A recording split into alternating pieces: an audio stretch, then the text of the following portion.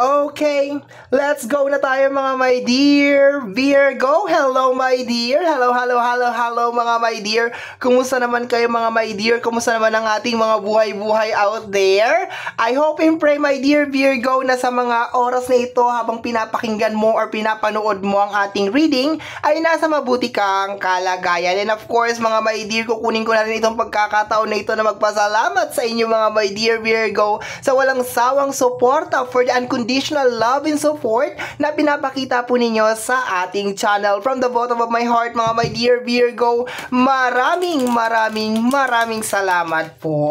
Okay mga my dear, ang gagawin natin ngayon is March 16 hanggang March 22, 2025 reading. Mag-weekly muna tayo mga my dear.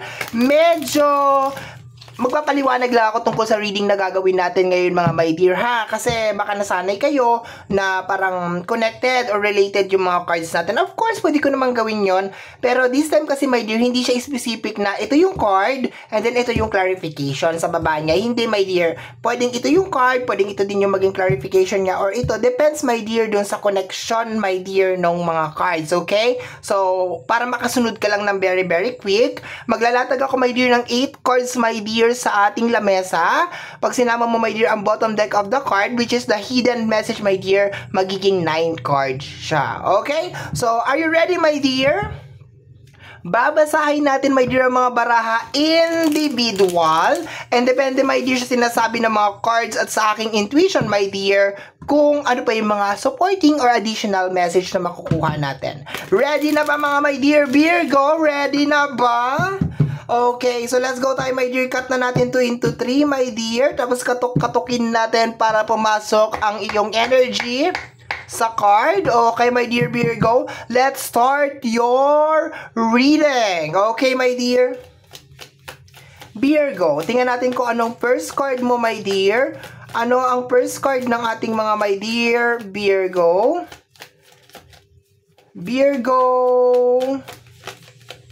Tingnan natin my dear Virgo. We have here the Queen of Wands.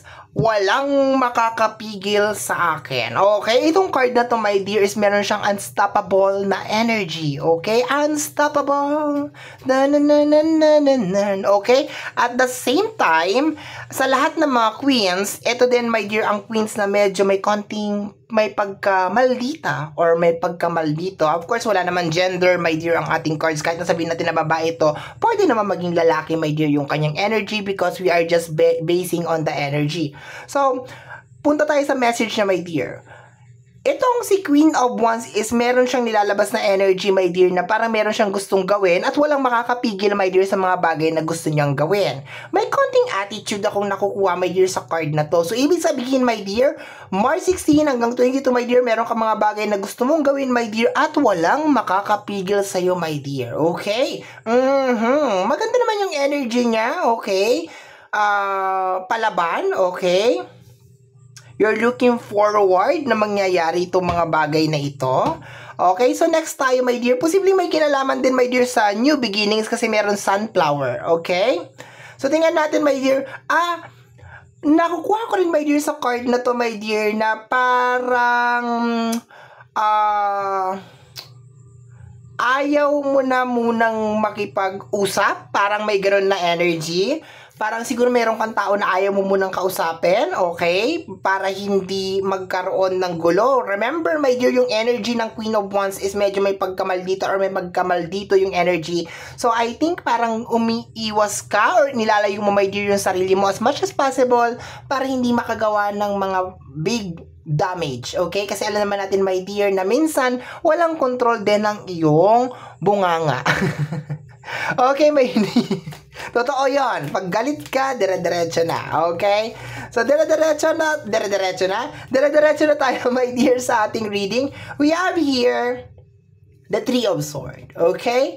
So, clarification, my dear, na meron kang daladala sa puso mo. And possibly, my dear, na baka ito yung nagiging dahilan kung bakit ka nagmo-motivate or bakit mo ginagawa to, my dear? Kasi sabi ko nga sa energy ni Queen of Wands, unstoppable talaga yung energy niya, talagang gagawin niya talaga kung ano yung mga bagay na gusto niya mangyari and walang makakapigil sa kanya. So I think sa energy ng Three of Swords, my dear, ito din yata yung nagiging dahilan kung bakit nilalayuan mo or parang iniiwas mo yung sarili mo sa isang energy para, of course, alam mo naman, pag meron Three of Swords, malulutong, my dear, talaga ang lumalabas, di ba?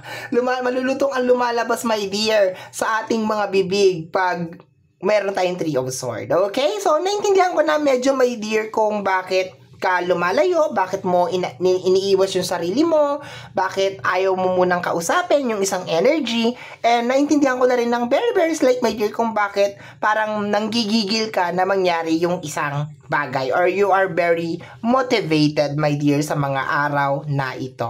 Okay? Motivated siya in a sense na good, pero may konting bad kasi meron kang Three of Swords. Okay? So, let's go tayo, my dear Virgo. Ayan, meron tayong dalawang card. This is an energy of the Fool card. Yes, energy ng new beginnings. Okay, baka meron ka mga uumpisahan talaga, my dear. So, ang eksena dito o yung energy niya is meron ka mga uumpisahan, pero hindi mo siya uumpisahan na parang basta-basta mo lang uumpisahan. Uumpisahan mo siya, my dear, kasi meron kang pinanggagalingan or meron kang pinanghuhugutan, my dear. Pero for some of you talaga is magpo-full card or mag-new beginnings, okay? So, next over here is energy ng Three of Pentacles, my dear. Posibleng may kinalaman sa usapin ng pinansyal, issue na may kinalaman sa usapin ng pinansyal, o kung ano tong bagay na gagawin mo ay may kinalaman sa usapin ng pinansyal. Posible din, my dear, nagagawa ka ng mga panibagong pagkakakitaan based dito, my dear, sa energy na ito. Sa mga araw na to, posibleng you will be working really, really hard, my dear, talaga sa week na ito. Pero ang pinaka-bad na energy lang kasi dito, my dear, is yung Three of Swords. Ibig sabihin, ginagawa mo to kasi merong something sa puso mo. Merong gigil factor, sabihin na lang natin, my dear. Okay? May gigil factor. Excuse me. Ang Three of Pentacles kasi, my dear, is energy of collaboration. Okay? So, posibleng magpapalit ka ng mga kasama, okay? Or baka nadismaya ka sa tao, tapos papalitan mo yung tao na yun. Parang gano'n na nakukuha ko, my dear, okay? Pero tuloy pa rin ang pangarap. Tuloy pa rin yung mga bagay na gusto mong mangyari. Yun nga lang, parang may mga konting changes akong nakukuha. Lalo na, my dear, pagdating sa tao. Okay? So, let's go tayo, my dear. Next energy, next card. Alam mo, hindi siya Eight of Pentacles, my dear. This is Three of Pentacles, pero this is an energy din, my dear, na baka magpapalit ka rin ng trabaho. Okay? Baka yung Three of Swords mo is may kinalaman din yan sa work. Okay? Ayan. Nakukuha ko rin na parang meron din mga pag-uusap na may kinalaman sa usapin ng pinansyal, and parang pakiramdam ko, my dear, kung ano yung magiging resulta or magiging outcome ng pag-uusap na yun, my dear, mag-uudyok sa'yo, my dear Virgo, na mag-full card. Okay? So, baka yung pag-uusap na yun, hindi mo magugustuhan kung ano yung mangyayari dun sa conversation na yun. Okay? So, let's go tayo, my dear Virgo. Next card, my dear. Next. We have here the energy of the Moon card. Okay? Teka lang, ha? Parang may nakukuha ko sa card na to na parang very highlighted tong lobster na lumalabas sa tubig. Parang lumalabas ka sa comfort zone mo. Okay, yun na nakukuha ko, my dear. I think nakakadagdag sa paglabas mo sa comfort zone mo, my dear Virgo, is yung Three of Swords. Okay?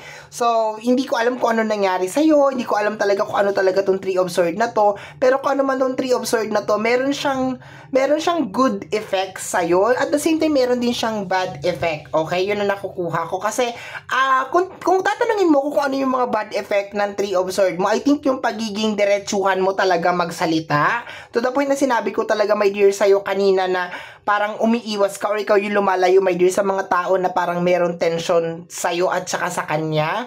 I think, my dear, isa to sa mga bad na energy nitong reading na to or ng week na ito, my dear, 16 hanggang 22, kasi posible na maging very open ka talaga, my dear, sa mga gusto mong sabihin, okay? Walang filter, dire-diretso talaga. Ang good na nakukuha ko dito, my dear, is parang nagiging motivation mo tong 3 of Swords na to para lumabas, okay? Lumabas sa comfort zone mo sa energy ng Moon card, okay? Tahakin yung landas na posibleng hindi ka sigurado or walang kasiguraduhan, pero you are taking a risk kasi nga matapang ka this week, my dear, kasi meron kang something, meron kang dala-dala, okay? So, yun. Let's go tayo, my dear. Hopefully, mabigyan ng justice. The Devil. Okay? Nabigyan nga ng justice, my dear. Okay? So, meron kang 3 of Swords and nagsama silang dalawa. Although, yes, sinabi ko kanina na hindi ko igagawing clarification to kasi mix match ko yung energy ng card. Okay? Parang kanina yung ginawa ko, parang card dito tapos punta dito, ginaganon-ganon ko yung card. Pero kung makikita mo dito, parang clarify lang dito, my dear Virgo, na merong devilish na nangyayari, okay? Merong something, baka ginugulangan ka or baka merong ginawa yung isang tao na talagang nagpasama talaga ng loob mo. Kaya you decided, my dear, talaga na mag full card over here. Pero nakukuha ko, my dear, na meron mga usapan na mangyayari. Pero yun nga lang, my dear Virgo, hindi mo kasi magugustuhan o hindi mo nagustuhan, my dear, yung magiging outcome ng usapan na yon. Kaya matutuloy pa rin talaga yung full card na energy, which is may kinalaman, my dear, sa new beginnings. Okay? Tingnan natin, my dear.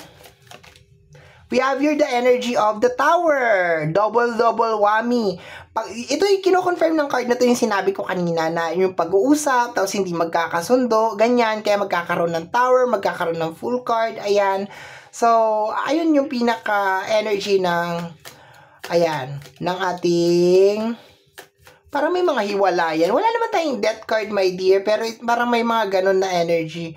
We have here the 4 of Cups, okay? Pagiging stuck, okay? Energy ng isang tao na nai-stuck ka, my dear. Confirm dito, my dear, na meron nagpapa-stuck sa'yo para hindi ka maging, alam mo yon, hindi ka maging okay. Meron bagay, my dear, na nagiging dahilan kung bakit hindi ka nagiging okay. And I think, my dear, ang 16 hanggang 22 is yung week, my dear, na you are finally decided na parang, teka lang, parang hindi na nag-work sa akin to or hindi ko na nagugustuhan kung ano yung mga nangyayari.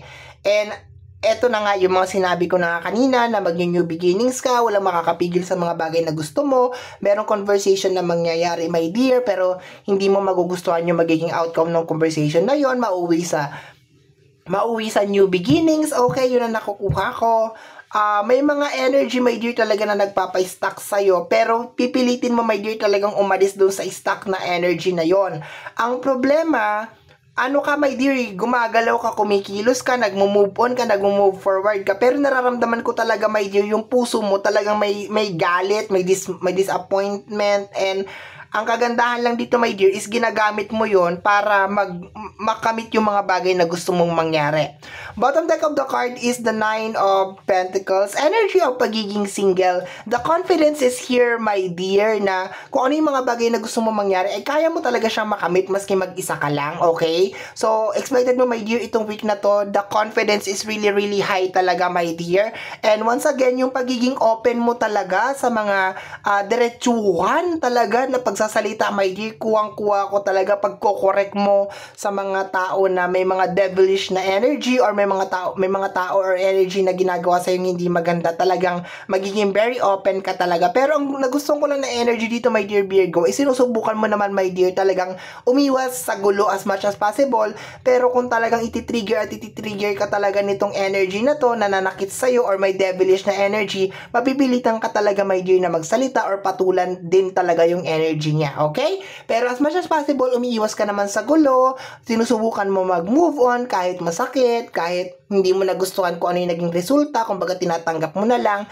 Yun nga lang sana, wag na lang sana manggulo kung sino man yung mga involved dito sa energy na to, kasi talagang hindi ka talaga magdadalawang isip na talagang magsalita at sabihin kung ano yung mga nararamdaman mo, my dear, sa week na ito. Okay? So, my dear Virgo, yan ang reading mo para sa yung March 16 hanggang 22, 2025. Somehow, my dear Virgo, kung nagustuhan mo ito, especially kung napadaan ka lang, don't forget to subscribe. Pag-click, my dear, ang notification bell para ma-update ka sa aking mga upload. And free to like, free to share, free to comment sa lahat ng ating mga videos. Once again, my name is RJ, also known as Apo J. Maraming salamat po, and until next time, bye-bye. Thank you, my dear.